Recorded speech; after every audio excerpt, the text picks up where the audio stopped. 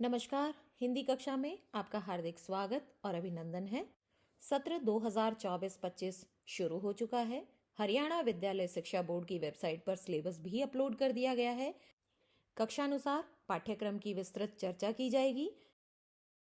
अब हम देखते हैं कक्षा 10वीं का पाठ्यक्रम। प्रारंभ में आपको कुछ सामान्य निर्देश दिए गए हैं।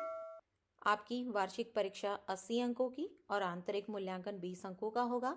आपके 20 अंक किस प्रकार से लगाए जाएंगे ये ध्यान से देखिए। आपकी 2 सेट की परीक्षाएं होंगी जिनका भारांक 4 अंक होगा। आपकी अर्धवार्षिक परीक्षा के लिए 2 अंक, 2 अंक आपकी प्री बोर्ड परीक्षा के लिए, 2 अंक आपकी कक्षा कक्ष भागीदारी के लिए, क्लास रिस्पॉन्स के लिए, और 5 अंक आपकी परियोजना कार्य अर्थात प्रोजेक्ट वर्क के लिए, और 5 अंक आपकी उपस्थिति के लिए। और प्रतिशत अनुसार आपके इसी प्रकार से अंक दिए जाएंगे कि आपकी कितनी प्रतिशत से कितनी प्रतिशत तक उपस्थिति है, उसी आधार पर आपके अंक दिए जाएंगे।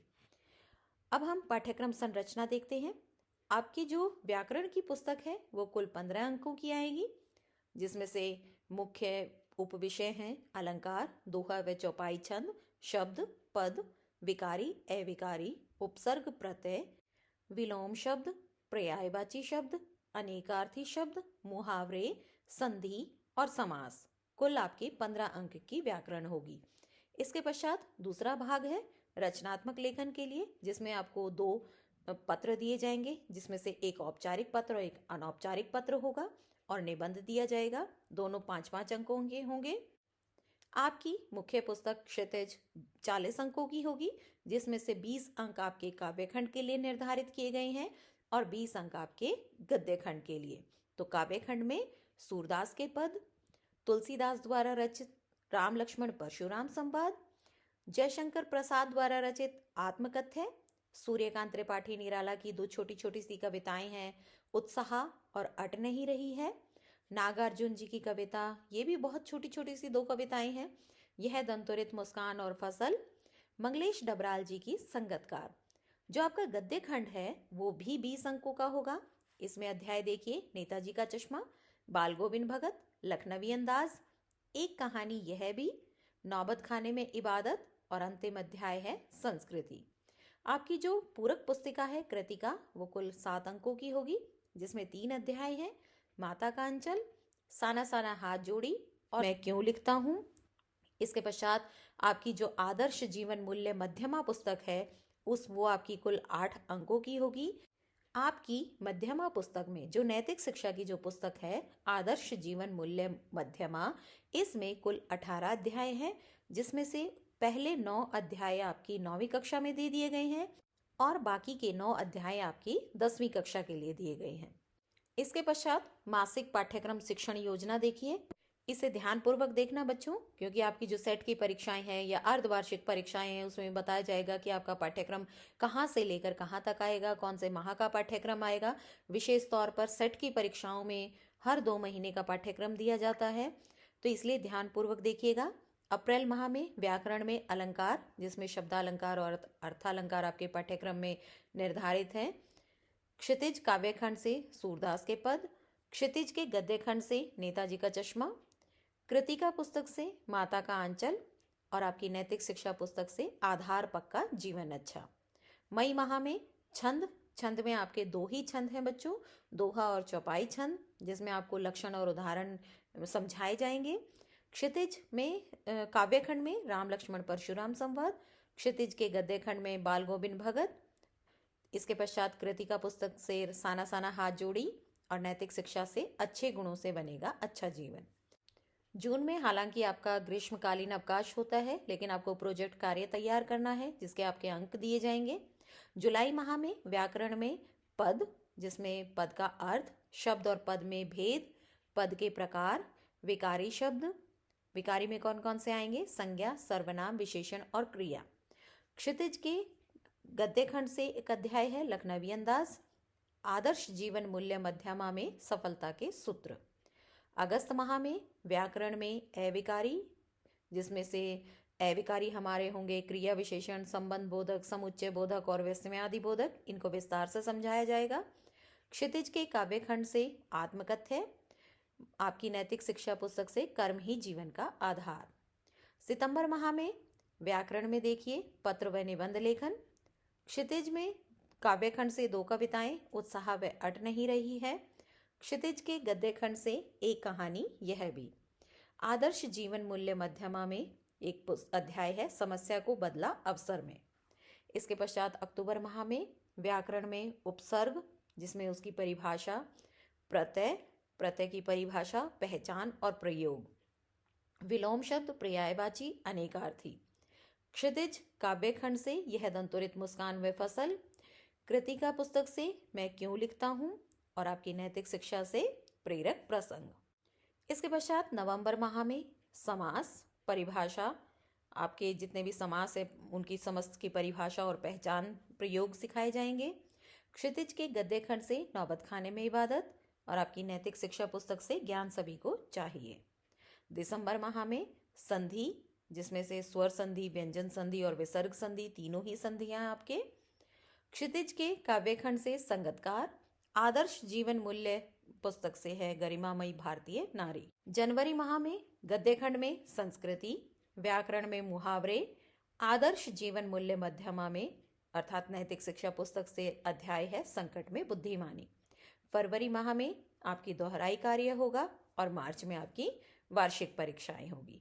फरवरी माह में आपकी दोहराई के अतिरिक्त प्री बोर्ड परीक्षाएं भी हो सकती हैं। 1 या 2 कितनी परीक्षाएं होंगी ये परिस्थितियों पर निर्भर करता है।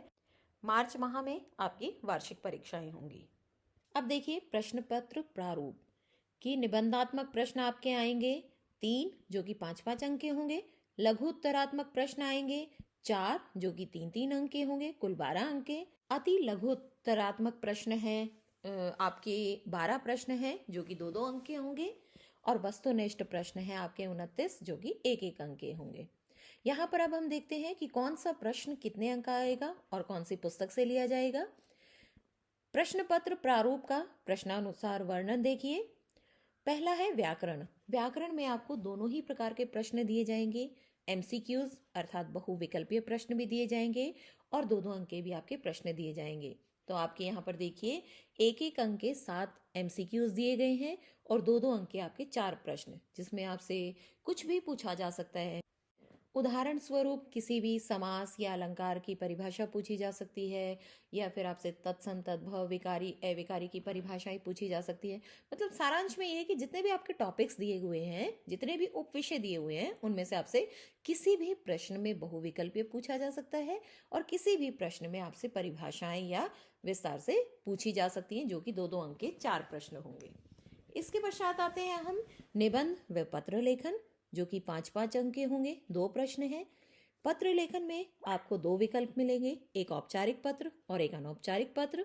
और निबंध में आपको 5 उपविषय दिए जाएंगे, जिसमें से आपको किसी भी एक पर लिखना है।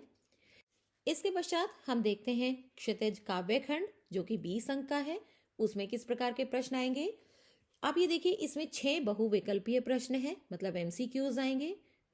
इसके पश्चात काव्यांश पर आधारित अर्थ ग्रहण संबंधी प्रश्न। आपके पाठ्यक्रम में निहित जितनी भी कविताएं हैं, उन कविताओं में से किसी भी कविता में कुछ पंक्तियां ले ली जाएंगी और उस पर आधारित आपको प्रश्न दिए जाएंगे, जो कि 1-1 अंक के 5 प्रश्न होंगे। इसके पश्चात आता है भाव सौंदर्य या काव्य सौंदर्य संबंधी प्रश्न, जो कि 3 अंक का है। तो इसका अंक विभाजन इसी प्रकार से होगा कि 1.5 अंक आपके होंगे उसका मीनिंग बताने के लिए और 1.5 अंक होंगे आपके उसके काव्य सौंदर्य के लिए। इसके पश्चात आपके कविताओं में जितनी भी आपकी कविताएं हैं उनसे संबंधित प्रश्न पूछे जाएंगे, जो कि आपके 3-3 अंक के 2 प्रश्न होंगे। अब हम आते हैं क्षितिज गद्य खंड पर, जो कि 20 अंक का है। इसी प्रकार से डिवीजन किया गया है। 6 अंक के आपके काव्य खंड से बहुविकल्पीय प्रश्न आएंगे और 6 प्रश्न ही आपके एमसीक्यूज गद्य खंड से आएंगे। गद्यांश पर आधारित अर्थ ग्रहण संबंधी प्रश्न वही प्रारूप है कि आपको आपके जितने भी पाठ दिए हुए हैं उनमें से किसी भी पाठ की कुछ पंक्तियां उठा ली जाएंगी और उन गद्यांश पर आधारित ही आपसे प्रश्नोत्तर पूछे जाएंगे। लेकिन मैं आपको यहाँ पर एक सुझाव देना चाहूंगी कि यहाँ पर कविताओं के नाम, कवि के नाम, पाठों के नाम और लेखक या लेखिका का नाम अवश्य याद कर लीजिएगा, क्योंकि ये 2 प्रश्न आपकी परीक्षा में आते ही आते हैं।